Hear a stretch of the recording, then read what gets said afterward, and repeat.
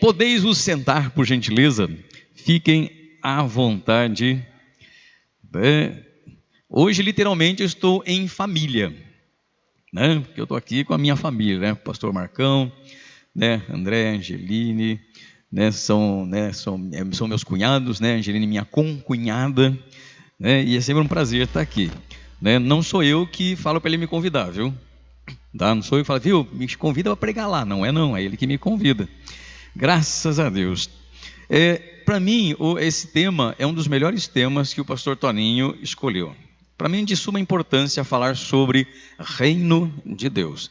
E o versículo é o versículo-chave da campanha, Mateus 6,10. Né? Esse é o versículo-chave da campanha que eu quero explorar com vocês e espero trazer alguma coisa nova, apesar de muita gente, com certeza, já ter falado muita coisa interessante e revelado muitas coisas importantes para a sua vida durante esta campanha, e ainda outros virão, né? E espero contribuir e compartilhar alguma coisa também positiva, produtiva e que possa trazer crescimento espiritual na sua vida, né? Mateus 6,10 diz: venha o teu reino e seja feita a tua vontade, assim na terra como no céu.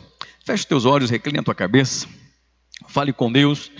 Abra o seu coração ao Senhor. Pai amado, em nome de Jesus, queremos agradecer ao Senhor por esta manhã toda abençoada que o Senhor reservou àqueles que amam estar em Tua presença, louvar o Teu nome, engrandecer ao Senhor e reconhecer, ó Deus, quão grande é o Senhor, e como diz o salmista, na terra não tenho outro bem além de Ti. Pai amado, fala conosco nesta manhã e que a Tua palavra, Senhor, possa trazer enriquecimento, ó Pai eterno, para o nosso conhecimento, instruções aos nossos corações e influenciar, ó Deus, a nossa conduta e a nossa maneira de ser, para que possamos glorificar o Teu nome através da nossa vida e através das bênçãos do Senhor. Ó Deus, testemunhar quão grande és Tu, ó Deus, em nossa vida. Fala conosco nesta manhã e nos agracie, ó Deus, com Teu Espírito Santo, em nome de Jesus. Amém. Graças a Deus. O que o reino de Deus nos ensina acerca do nosso relacionamento com Deus? O que significa ser súdito do reino? Lembrando que esse versículo, ele está dentro, né, de um conjunto, né, de um sermão maior, chamado Sermão da Montanha, que começa lá em Mateus 5 e vai até Mateus 7. Então, primeiramente, nós temos esse discurso dentro de um dos maiores discursos da humanidade. O próprio Mahatma Gandhi não era cristão, não foi cristão, mas era um budista, um líder religioso responsável pela libertação da Índia. Ele tem uma frase que é a seguinte: se todos os discursos, livros e textos do mundo fossem destruídos e queimados, e só sobrasse o Sermão da Montanha de Jesus Cristo, nada teria se perdido, já era suficiente. Então você veja aqui, mesmo alguém de fora reconhece a importância do Sermão do Monte. Segundo, que esse versículo está dentro de uma oração que Jesus nos ensinou a orar. Quando os discípulos perguntam para Jesus, logo após ele falar sobre a oração, não vá na praça ficar orando, repetindo frases e achando que Deus vai ouvir para você ficar repetindo e falando muito. Entra no seu quarto, fecha a porta, ora em segredo, e o Pai que em secreto te vê vai te abençoar. E aí então os discípulos perguntam: Senhor, então nos ensina a orar. E aí então Jesus ensina a oração modelo, que a gente conhece como oração do Pai Nosso, porque é assim que ela começa. É uma oração modelo, não é uma oração simplesmente para ser repetida, não que não possa ser feito, mas não é uma oração feita para ser repetida como um mantra, mas é um modelo de oração de como nós devemos nos apresentar diante de Deus, de que maneira nos achegamos a Ele, antes de pedir qualquer coisa. Ou seja, primeiramente nós reconhecemos a sua grandeza, a sua exaltação. Pai nosso que estais nos céus, santificado seja o teu nome. E aí venha a nós o teu reino, seja feita a tua vontade, assim na terra como no céu. E depois então eu coloco as minhas necessidades básicas. O pão nosso de cada dia nos dá hoje. A oração é sempre coletiva, porque é reino. Não tem reino de uma pessoa só, né? Não existe um reino de uma pessoa só. Por isso que todos os súditos do reino possam desfrutar das mesmas bênçãos, riquezas, direitos que eu também desejo para a minha vida, né? Por isso que o Pai é nosso, o reino é nosso, venha a nós o vosso reino sobre a nossa vida. O pão nosso de cada dia nos dá hoje, né? E aí eu peço para que Ele me perdoe, tenha misericórdia de mim, como eu tenho das pessoas, né? Como eu perdoo facilmente as pessoas, amém? Você é sincero, né? Que bom que você é sincero. Não, pastor, isso não perdoa com facilidade, não, né? Mas é isso que a gente pede na oração: perdoa as minhas ofensas, como eu perdoo as pessoas que me ofendem, né? Não me induz, nem me deixe cair nas tentações, que são muitas, mas livra-nos do mal ou do maligno, né? Tanto de sofrer o mal quanto praticar o mal com outra pessoa. Livra-me disso, né? E aí então, novamente reconhece a sua grandeza, porque teu é o poder, é o reino, é a glória, hoje e para sempre. Amém. Amém? Esse é o modelo. É como nos apresentamos diante de Deus. E neste versículo 10 que nós lemos, eu quero partilhar com vocês 3 coisas muito importantes. 3 coisas muito importantes que diz respeito à oração: venha o teu reino. O reino de Deus tem a ver com o nosso relacionamento com Deus. Primeiro, oração. Primeiro é a oração. Esse texto está dentro de uma oração, dentro de um pedido, dentro de um desejo, do qual Jesus diz que é importante que nós oremos, né? A prática da vida de oração. Oração é um exercício espiritual, né? É um exercício espiritual, ou seja, é tão importante quanto uma caminhada ou uma corrida para o corpo, né? O nosso corpo precisa de movimento para não definhar, para não morrer, né? Então temos que colocar o nosso corpo em movimento, temos que gastar energia para que o nosso corpo, né, se sinta mais saudável, mais forte. E a oração é um exercício espiritual. Mas, porém, contudo, todavia, como a gente não é muito afeito aos esportes, né, a prática esportiva, não somos muito bons nesta área, né, dos esportes, acabamos também não sendo muito bons na oração. Não temos sido muito bons na oração. Assim como às vezes falta para a gente, né, aquele interesse, né, em cuidar melhor da nossa saúde física, muitas vezes também relegamos para segundo plano ou para terceiro plano a oração, né? E sempre estaremos em falta nesta área. Pastor, por que isso acontece? Eu só tenho uma suspeita, né? Eu suspeito que, como parece que a oração, né, a visão da maioria das pessoas, parece que a oração é uma obrigação. Irmão, você tem que orar, irmão, você tem que buscar Deus, irmão, né, você tem que estar mais próximo de Deus, você tem que falar com Deus. Então fica parecendo uma obrigação. E como a gente não gosta de fazer nada obrigado, aí parece que não temos muito prazer na oração. Mas também por falta de entendimento. Poucas pessoas veem a oração como um momento de buscar e estreitar intimidade com Deus. A oração nos torna amigos de Deus. Como é que você conheceu os seus melhores amigos? Os melhores amigos são muito poucos, né? Podemos ter muitos amigos e conhecidos, mas, né, amigos verdadeiros são bem poucos. Aquelas pessoas que estão com a gente o tempo todo, que se preocupam conosco, que nos ajudam quando precisamos. É lógico que a amizade é sempre uma via de mão dupla, né? Pessoas são minhas amigas, eu preciso ser amigo também das pessoas. São poucas pessoas, mas como é que a gente conheceu os nossos melhores amigos? Se não através do diálogo, da conversa, né? Então vamos supor que, por exemplo, um dos meus amigos, como é que eu conheci? Eu conheci num evento. Teve um evento e um amigo em comum nos apresentou. Falou, esse aqui é o meu amigo, ele também gosta disso, ele faz isso, né, ele fez faculdade, ele gosta de quadrinhos, ele gosta de série, né, eu sei que você também gosta, e nos apresentou. Não nos conhecíamos. Mas a partir daquele dia, como esse amigo em comum destacou alguns pontos de convergência, a gente começou a conversar sobre assuntos que nós dois gostávamos. E foi gostoso essa primeira conversa. E falamos, a gente precisa sentar para conversar mais, né, sobre isso, porque eu não tenho com quem conversar sobre isso. Né? Eu também. Então troco o telefone, aí marca de sair. Vamos assistir um filme, vamos não sei o quê, vamos fazer tal coisa, né? E aí você conversando, você vai conhecendo a pessoa vai te conhecendo, né? E de conhecido passa a ser amigo, né? E aí a amizade vai crescendo, e conforme a amizade vai crescendo também, né, começa a perceber que não é somente concordância, discorda-se em algumas coisas, às vezes até discute em alguma coisa, mas a amizade se mantém.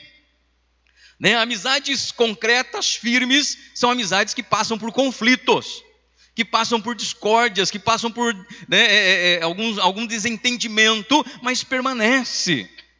É assim que a gente faz amizades, né, profundas. E fazer amizade com Deus é a mesma coisa, é caminhando, é andando, é se interessando, é falando com Deus e ouvindo Deus.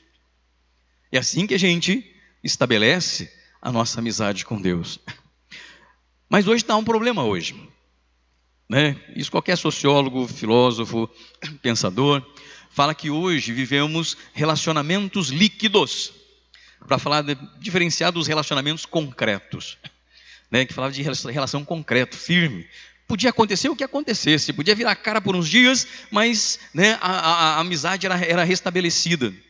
Hoje não, né? Hoje a amizade, não sou eu que estou dizendo isso, mas a grande maioria das amizades hoje é pautada por uma relação de utilidade. Ou seja, eu busco amizades que sejam úteis para mim, que me tragam alguma vantagem. E enquanto houver uma vantagem, essa amizade eu mantenho. A partir do momento que não tenha mais utilidade essa amizade, eu desfaço e parto para outra. Hoje é assim que a gente vive, né? Está cada vez mais difícil as pessoas terem uma experiência de uma amizade verdadeira. E por causa disso, compromete a amizade com Deus, o relacionamento com Deus. Por quê? Porque Deus passa a ser simplesmente um meio para um fim. Deus passa a ser simplesmente um objeto, né, de utilidade. Enquanto se Deus me der aquilo que eu quero, então Ele é Deus. Então eu faço as coisas para Ele, então eu lhe obedeço. Então eu honro, então eu louvo, então eu adoro. Mas a partir do momento em que eu não sinto que Ele esteja fazendo o que eu quero, aí então minha amizade com Deus fica comprometida. Né? Não adianta orar, não adianta falar com Deus. Eu vou na igreja para fazer o que lá? Nada acontece na minha vida, nada muda na minha vida. Para que eu vou orar? Para que eu vou buscar Deus? Para que eu vou na casa dele? Né? Ou seja, Deus não é a finalidade, não é o fim, é só um meio. É só um meio. Agora, irmãos, quando a gente cria amizades reais, concretas e verdadeiras, é aquele amigo que na hora da aflição se torna irmão. Deus é assim. Deus é aquele amigo que na hora da aflição se torna o nosso irmão, se torna aquela pessoa presente na nossa vida. O Pai também busca os verdadeiros. Assim como nós buscamos verdadeiras amizades, Deus também busca os verdadeiros adoradores. Deus também está à procura dos verdadeiros. Se tem verdadeiro, tem falso. Deus está buscando os verdadeiros. É reino. Ele está buscando súditos para o reino. Perfeitos não, mas de coração aberto. De corações abertos. Não é que Deus queira pessoas perfeitas, mas Ele está buscando aqueles que há uma verdade intrínseca, né? Não há um sentimento, não há interiormente uma falsidade, né, permanente, interna. Não, pode ser cheio de falhas e erros, mas dentro a verdade. Deus está buscando esses, os verdadeiros adoradores, que não o busquem, né, tentando passar uma imagem de que querem a Ele, mas simplesmente querem aquilo que Ele pode fazer e pronto, e acabou. Assim que Ele realiza, né, eu já desfaço a minha amizade. Né? Precisamos ser súditos do reino. E a oração, meus irmãos, a oração é transformadora. Né? A oração tem a capacidade de nos transformar. Por quê? Porque amizades transformam. Amizades transformam. Quando a gente se torna muito amigo de alguém, a gente acaba adquirindo características dessa pessoa e essa pessoa características nossas. Eu achei engraçado que lá na igreja, duas pessoas se tornaram amigas. E um desses amigos é muito amigo meu. E se tornou amigo de um outro irmão da igreja. E esse outro irmão da igreja ficou tão encantado com essa amizade, ele gosta tanto dessa amizade, desse outro meu amigo, que eu percebo que ele fala coisas que é o outro amigo meu que fala. O jeito de falar dele já parece com o outro. Ele fala palavras que não eram dele, era do outro. Como eu conhecia os dois, e agora os dois estão, né, muito amigos, e eu percebo que um está sendo muito influenciado pelo outro, né, e falando do mesmo jeito que o outro. Por quê? Amizades influenciam. Amizades influenciam. Quanto mais nos tornamos amigos de Deus, mais somos transformados à sua imagem e à sua semelhança. Amém? E é assim que nós reconhecemos, assim o reino de Deus se torna algo prazeroso. Então, quando nos aproximamos de Deus através da oração, nós somos transformados. Segunda coisa, o reino de Deus. Venha o teu reino. Venha o teu reino. Marcos coloca o reino de Deus com a mensagem mais importante. Logo no começo, logo no capítulo 1 de Marcos, versículo 15, Jesus diz assim: o tempo está cumprido e o reino de Deus está próximo. Se arrependam e creiam no Evangelho. O tempo está cumprido, o reino está próximo. Se arrependam e creiam no Evangelho. O reino passa a ser ali para Marcos a mensagem principal de Jesus Cristo. Também em Lucas, Jesus vai dizer o seguinte: porque o reino de Deus já está no meio de vós, ou já está entre vós.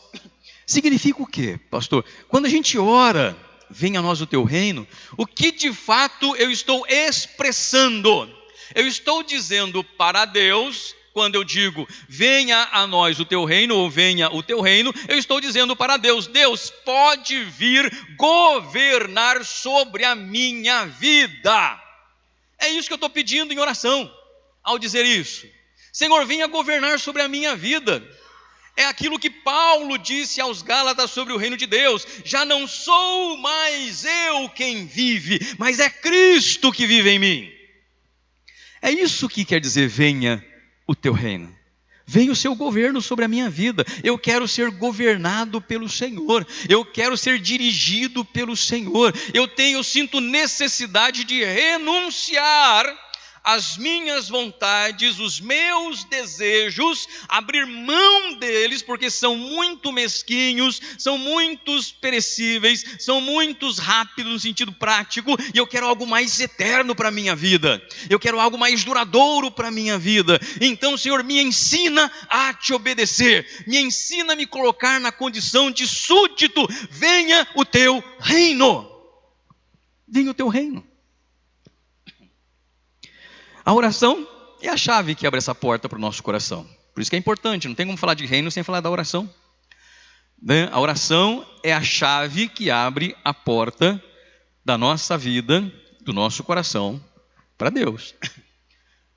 A igreja de Laodiceia, em Apocalipse 3, não é a pior igreja, mas é uma das piores, pelo comportamento.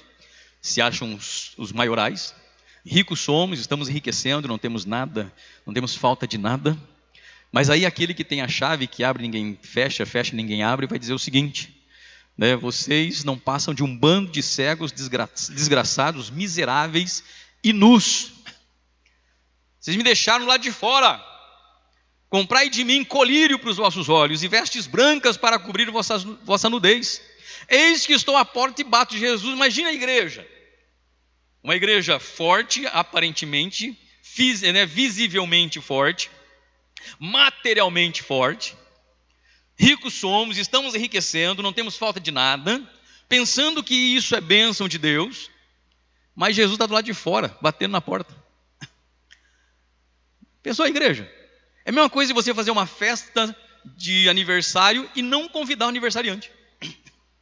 Reunir todo mundo, menos o aniversariante. O aniversariante fica sabendo da festa, viu, estou aqui, a festa é para mim. Não, fica aí fora. Né? Fica aí fora, nós estamos celebrando você, mas você não pode entrar. Eis que estou à porta e bato. Se alguém ouvir a minha voz e abrir a porta, eu entro na sua casa. Eu vou cear com você e você vai cear comigo. A oração é que abre essa porta para falar: Jesus, entra na minha vida. Não somente da boca para fora, porque Jesus alerta os seus discípulos. Muitos me louvam com os lábios, com a boca, mas o coração está longe, né? O coração está distante de mim. Em outro lugar, também no Sermão da Montanha, Mateus 7, Jesus vai dizer o seguinte: que muitos me dirão naquele dia: Senhor, Senhor, em teu nome expulsamos demônios, falamos em outras línguas, operamos sinais, prodígios e maravilhas em teu nome. E eu abertamente vos direi: apartai-vos de mim, malditos. Porque não é aquele que diz, que me chama de Senhor, mas é aquele que faz a vontade do meu Pai que está no céu. Não é aquele que fala, é aquele que realiza, é aquele que age. Eu até falo na igreja para os irmãos lá: irmãos, cuidado com quem fala muito que é crente, principalmente se você é vendedor e a pessoa quer comprar fiado, né? Você é vendedor e a pessoa vem comprar com você fiado, você não conhece ainda a pessoa, e ela fala assim: pode confiar que eu sou crente. Não confia. Não confia. É mentira. Porque quem é não precisa dizer. As suas ações já denotam isso na vida da pessoa, né? Pastor Marcão fala que eu saio mesmo pela tangente. Outro dia, numa das últimas reuniões de pastor, reuni uns pastores conversar comigo, né, para fofocar de alguém, de outro pastor.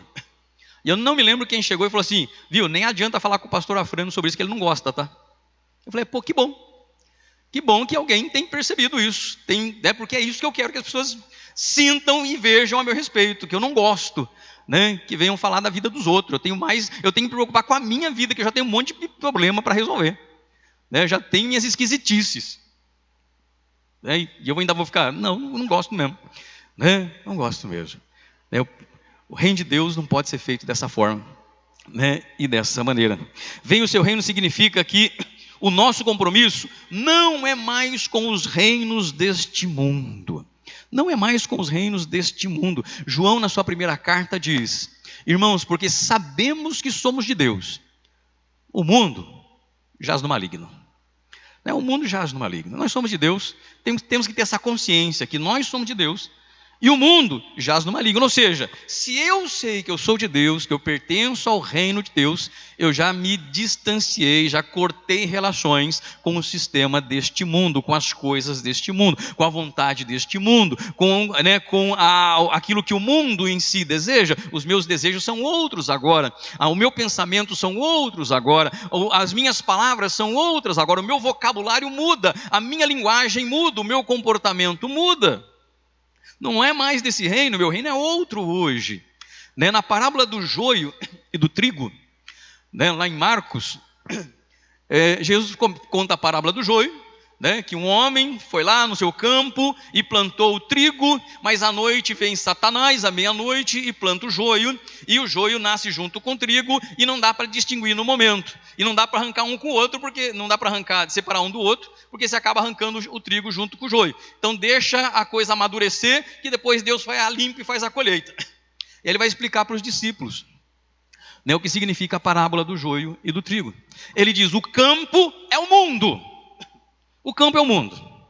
O trigo são os filhos do reino. E o joio são os filhos do maligno. Estamos juntos, nós estamos no mesmo mundo, mas num reino diferente. Amém? Um reino é diferente. O mundo tem as armas dele, nós temos as nossas armas. O mundo tem armas carnais, as nossas são espirituais e muito mais poderosas, né, em Deus. Né, em Deus. Né? Jesus inicia a oração do Pai Nosso, né, dizendo que o Pai é nosso. O Pai não é meu, é nosso. Né? O reino não é meu, é nosso. Né? Por quê? Porque é reino, é coletivo. Né? O reino é um coletivo de pessoas que habitam o mesmo ambiente, o mesmo espaço, dentro do mesmo ambiente, né? Que professam, né, a mesma constituição. Não existe reino, nação, sem uma constituição. Né? A constituição que determina. Hoje, no nosso país, infelizmente, estamos passando por uma crise jurídica, né, do direito por causa do Soviético Tribunal Federal. Né? Passamos por uma crise hoje, né? Estão passando por cima da Constituição, gerando uma crise, né, jurídica, afastando investidores e empresas que estão indo embora. Né? Infelizmente, é o momento que a gente vive hoje. Por quê? Né? Por que as pessoas não têm mais segurança jurídica? Porque estão passando por cima da Constituição do país, e a Constituição que dá segurança para a nação. Irmãos, nós temos a nossa Constituição e não podemos passar por cima dela à revelia. Né? Devemos conhecê-la, vivenciá-la, para desfrutar das bênçãos do reino que Deus tem para mim e para você. Amém? Eu quero ser abençoado. Aliás, eu e você somos abençoados, mas queremos manter a bênção sobre nossa vida, a potente e poderosa mão de Deus sobre a nossa vida, e que essa mão potente e poderosa que diz Isaías, que a palmos mensura o universo, esteja sobre quem está à nossa volta. Né? Que sejamos canais de bênção na vida das pessoas. Né? Nós não somos deste mundo, né? Porque a nossa pátria não é esta, diz Paulo. A nossa constituição não é esta. O nosso reino não é dentro da geografia do planeta. Mas estamos neste mundo como o quê? Como embaixadores. Paulo diz, nós somos embaixadores de Cristo. O que é um embaixador? O embaixador é um representante de uma nação numa nação estrangeira. É isso que nós somos neste mundo. Eu e você não somos deste mundo, mas vivemos neste mundo como embaixadores de Cristo, representantes de Cristo. Né? A gente aprende a linguagem do mundo, aprende a cultura do mundo, mas ela não faz parte da nossa natureza. A nossa natureza é outra. O embaixador no Brasil, em outros países, ele vai aprender a língua, vai aprender a cultura para não ofender ninguém lá. Né? O jeito de ser daquela nação, como é que se conversa, mas ele não é daquela nação, ele é brasileiro. Ele continua sendo brasileiro. Apesar que fique anos, décadas em outro país, ele não vai dizer que ele é daquele país. Ele é somente um embaixador naquele país. Nós não somos do mundo. Nós somos embaixadores de Cristo no mundo. Amém? Embaixadores de Cristo. E a terceira e última. Aliás, o reino tem que ser primazia, viu? Jesus falou que o reino tem que ser em primeiro lugar na nossa vida. Buscar em primeiro lugar o reino de Deus e a sua justiça. O resto, cuidado, necessidade, Deus acrescenta. Pare de ficar correndo atrás de bênção, né? Igual você era do mundo. Eu também já fui do mundo e já corri atrás de bênção. Como pastor? Né? Quando eu era do mundo e estava passando uma dificuldade, eu corria atrás de benzedor. Eu corria atrás de alguém que fizesse alguma coisa, alguma simpatia, alguma reza, né? Sei lá o que, né? Fazia alguma coisa, né? Um saravá. Eu ia atrás. Né? Eu era muito religioso nesse sentido, então tinha alguma coisa, eu ia atrás de alguém que pudesse resolver para mim. Em Cristo eu aprendi que não é assim mais que eu posso, que eu tenho que fazer, que agora eu tenho acesso livre à presença de Deus, então não preciso ficar correndo atrás de gente que eu acho que tem poderes mágicos. Ai, que você está assim, ó, olha, a irmã fulana de tal, do coque, vai nela. Ela vai resolver seu problema, ela tem oração forte. Né? Vai no irmão Joaquim da Silva, o irmão tem revelação. Vai indo, né? Ou então, veja como é que está a vida de quem faz isso, para ver se está tão melhor assim. Né? Porque você conhece gente assim, né? Que se conhece, né? É que nem aquela pessoa que ela vai no médico, e o médico diz, olha, o tratamento é esse, o remédio é esse. O médico, você tem que fazer esse tratamento e esse remédio. Aí, mas a pessoa tem um vizinho que ela acha que o vizinho sabe mais que o médico. Porque o vizinho é hipocondríaco, tem um monte de remédio na casa dele, tem mais do que a farmácia. E aí, mas será que é esse mesmo? Vou lá falar com o meu vizinho. E aí vai lá com o vizinho e fala assim, ô vizinho, eu acabei de vir no médico, o médico falou que a minha doença é essa, que eu tenho que tomar esse remédio. Mas o que você está sentindo? Eu estou sentindo isso. Não é nada disso. Né? Isso parece mais olho gordo. Eu tenho um remedinho bom para você, não precisa gastar com dinheiro não, tem um remedinho bom para você. Aí acredita no vizinho do que no médico. Né? Aí tem um pastor na igreja aqui, o pastor fala, mas vai consultar alguém lá, para ver se é verdade. Né? Não que você não possa questionar o seu pastor, mas questiona ele. Né? Questiona ele. Pastor, o senhor disse tal coisa. É isso mesmo, eu não fui muito convencido ainda. Né? Questiona ele. Pastores não são infalíveis. Pastores não são papas. Né? E se o pastor dizer que ele é infalível, que tudo que ele fala é de Deus, né? Você fala, pastor, o senhor está enganado. Não sei se o senhor é ignorância do senhor que você ouviu alguém falar, ou o senhor está querendo usar de má fé, mas não é assim que funciona não. O senhor tem que se responsabilizar por aquilo que o senhor fala. Amém? E você pela sua conduta. Por último, a vontade de Deus. Seja feita a tua vontade. Né? Seja feita a tua vontade. Se nós queremos o reino de Deus em nossa vida, temos que pedir que a vontade dele seja feita em nós. Não tem como pedir, venha o teu reino, sem fazer a sua vontade. Não existe. Né? É uma contradição. Não tem como. Né? Lembrando que a mensagem de hoje é a mensagem para falar de bênção. De ser súdito de um reino vitorioso, vencedor. De um reino que cuida de nós. Mas um reino que exige de nós um comportamento, uma atitude. Né? Que exige de nós coragem, ousadia, perseverança, paciência, esperança. Não é um reino de coitadinhos. Não é um reino de vítimas. É um reino de protagonistas. De gente que protagoniza a sua própria história, que busca ajuda quando precisa, mas toma as suas próprias decisões, né? Que encara os desafios da vida, não se coloca na condição de vítima achando que o mundo está contra ele, muito pelo contrário. Se o mundo está contra mim, eu com Deus vou contra o mundo. Esse é um filho do reino, esse é um súdito do reino. Ou você acha que Deus, quando Josué tremeu na base, quando Moisés morreu, Deus chegou para Moisés e chegou para Josué e falou, ô Josué, pô cara, eu sei que é difícil, né?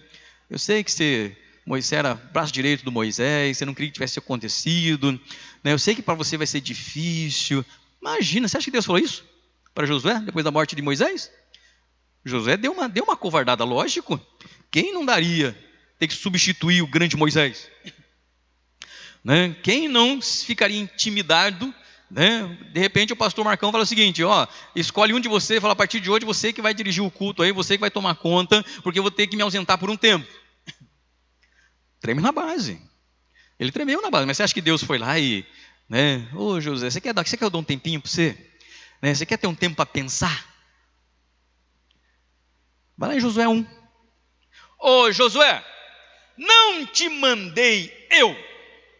Não pasme, nem te espantes. Não temas e tem de bom ânimo, porque eu te coloco de pé, eu que te firmo, eu que estou contigo, e você vai fazer esse povo entrar na terra prometida. Onde pisar a planta do teu pé, eu vou-lo tenho dado. Antes tão somente medita nas palavras que eu ensinei através de Moisés, não se desvie nem para a direita, nem para a esquerda, para que você possa agir prudentemente. Ser forte e seja corajoso. Foi isso que Deus disse para ele. Deus é um péssimo coach. Deus é péssimo como coach. Ele não vai falar para você, põe a mão no seu coração, feche os seus olhos, né? Pense positivo. Não, Deus é péssimo nisso. Deus fala assim, você crê em mim ou não? Você está comigo ou não? Você é do reino ou não? Hebreus 10, 38. Porque o meu justo viverá da fé. Fé é uma forma de você viver a vida. Não é um pensamento positivo. O meu justo vive da fé. Mas se ele recuar, eu não tenho prazer nele, não. Hebreus 10, 38. Palavra de Deus. O meu justo vive da fé. Ou seja, a fé é o que impulsiona para frente. Se recuar, não tenho prazer nele. Não fala nem na atitude. Não fala assim, eu não tenho prazer na atitude de quem recua. Eu não tenho prazer na pessoa que recua quando é para avançar. Quando é para avançar. Vontade de Deus. Precisamos conhecer a vontade. Pastor, mas eu não sei plenamente qual é a vontade de Deus. Nem eu. Mas uma coisa eu sei. Ela é boa, ela é perfeita e agradável. Amém? Paulo diz isso. Paulo diz que a vontade de Deus ela é boa, perfeita e agradável. Mas como é que eu experimento a vontade boa, perfeita e agradável de Deus? Paulo mesmo, em Romanos 12, 1 e 2, onde está essa expressão, porque a vontade de Deus é boa, perfeita e agradável, ele ensina que nós precisamos de 3 coisas básicas. Tem mais em outros livros, mas aqui ele fala de 3 coisas. Primeiro, não devemos... Aliás, primeiro não. Primeiro calma aí que eu já vou lembrar. Ofereceis os vossos corpos como sacrifício vivo, santo e agradável a Deus. Primeira coisa, que o seu culto, ele seja lúcido e vivaz, cheio de vida. Ele está contrapondo o sacrifício de animal, que oferecia um corpo de um animal morto. Então a pessoa, o adorador, pegava o animal, o melhor do rebanho, levava até o sacerdote sacrificava. O sacrifício é morto. Agora, Paulo diz que em Cristo nós devemos oferecer o nosso próprio corpo como um sacrifício vivo, que é o nosso culto racional, consciente e cheio de vida. Assim que tem que ser o culto do crente, sabendo o que está fazendo, consciente do que está fazendo, desde a preparação para vir para a casa de Deus. Eu vou para a casa de Deus para celebrar, adorar, engrandecer e louvar coletivamente, porque isso agrada a Deus, porque Ele mesmo disse, quão bom e quão suave é que os irmãos estejam unidos. Se Deus gosta disso, se Deus se agrada disso, não tem outro lugar para que eu estar, senão na casa dEle, junto com aqueles que o celebram. Eu estou lá para contribuir, consciente do que está fazendo, e oferece um culto vivaz, com vida.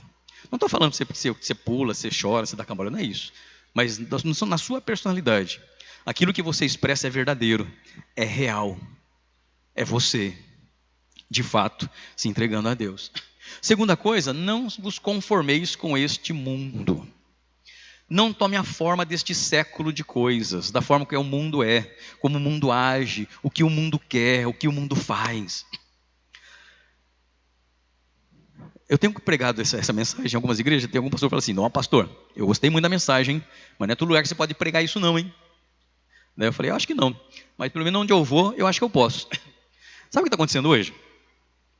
Primeiro, a gente está vendo um legalismo hipócrita, um monte de coisa, que a gente pode isso, os crentes só estão preocupados com isso, posso beber, posso escutar Cidadão chorar, não sei o quê, fica tudo nisso, o evangelismo, o evangelho só pensa nisso agora, o que pode e o que não pode, só isso que passa na cabeça. Então vira um legalismo e um monte de contradições, que as pessoas já nem dão mais bola para isso mais, como cada um fala uma coisa, então está tudo liberado, está tudo liberado. Aí o que acontece? Aí como está tudo liberado, e a pessoa vem para a igreja, e ao invés de ser tratada paulatinamente, ninguém chega na igreja, ninguém se liberta do álcool da noite para o dia, são pouquíssimos, são exceções.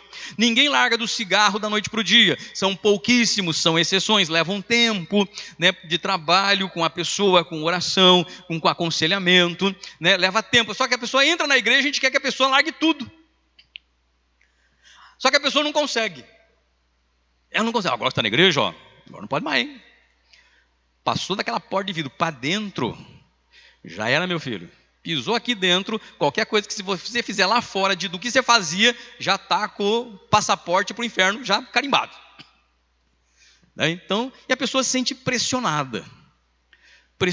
E muitos acabam voltando para outra vida que tinha, porque não consegue, não suporta. Fala, eu não consigo, tentei, mas não consigo. Vou voltar para a antiga vida. Alguns acabam ficando e escondendo. Por quê? Porque sabe que se alguém descobrir, vai apontar o dedo, vai acusar, vai fazer um monte de coisa. Alguns pastores perceberam isso. né, que a pessoa não consegue, não se liberta de uma hora para outra. Então o que estão fazendo? Trazendo o mundo para a igreja. Vai trazendo o mundo para a igreja, vai tornando a igreja cada vez mais parecida com o mundo, para a pessoa, quando ela chegar, não se estranhar muito. Não, aqui eu gostei daqui. Né? Poxa vida, nossa, me lembra algumas coisas da minha antiga vida. Né? Aí volta, vai trazendo um monte de coisa. Né? Por favor, não estou aqui dizendo, pastor, não pode fazer festa isso, festa aquilo. Não é nada disso, por favor. Né? Eu falo no sentido, né, da hipocrisia religiosa. Né? Da hipocrisia de disfarçar as coisas, né, para a pessoa falar assim, você não pode fazer lá, mas pode fazer aqui. É esse tipo de coisa que me incomoda. Porque lá na minha igreja também faz, o pessoal faz festa, faz um monte de coisa lá. Eu falei, pode fazer, o que vocês quiserem fazer, eu vou fazer. Não tem problema nenhum. Né? Só não caia na hipocrisia, né, por favor, de achar que aqui eu posso, do lado de lá não posso. Ou não pode ir no lugar. Enfim, mas deixa eu voltar aqui a mensagem, vá. Que eu acabo falando coisa que não é para falar na igreja dos outros. Depois o pastor Marcão conserta com vocês aí, tá? Você pergunta, depois vocês enchem o picuado dele aí. E devemos nos transformar pela renovação da nossa mente. Né? Metanoia, né? Mudança de mentalidade. Paulo diz, se fizermos essas 3 coisas, então experimentaremos qual seja a boa, agradável e perfeita vontade de Deus na nossa vida. Amém? E se a gente entender isso, irmãos, nem tudo que eu falei, mas pelo menos uma boa parte, aí então eu volto na oração. Né? João vai dizer na sua primeira carta, 5,14, assim, ó, esta é a certeza ou a esperança que temos nele, que se pedirmos qualquer coisa, segundo a sua vontade, ele nos atende. Amém? Oração, reino, vontade de Deus. E aí eu volto na oração. Colocando essas coisas em prática na vida, tudo que a gente orar, conforme a vontade dele, ele vai acrescentando na nossa vida. Se coloque de pé, eu quero orar com você e já devolver a palavra ao pastor Marcão. Minha oração vai ser muito breve.